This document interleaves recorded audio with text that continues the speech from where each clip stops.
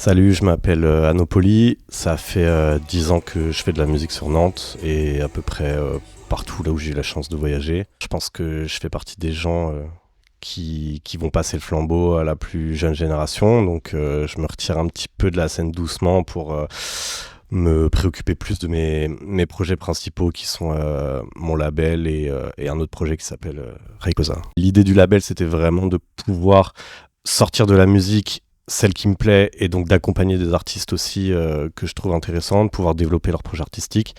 Rayquaza, c'est venu de la même idée. Il n'y a pas la notion de label, donc de produire de la musique, mais il y a la notion de rassembler une scène, une esthétique et un public différent sur une demande très particulière qui n'existe pas à Nantes. Il y a une grosse difficulté à gérer les trois par moment, puisqu'il y a certaines activités qui vont se chevaucher. J'aime beaucoup aussi jouer dans mes propres événements, donc ça me rajoute un petit défi d'être au four et au moulin. Il y a une vraie difficulté financière déjà, puisque nous, on n'est pas subventionnés. On fait des événements à bas prix.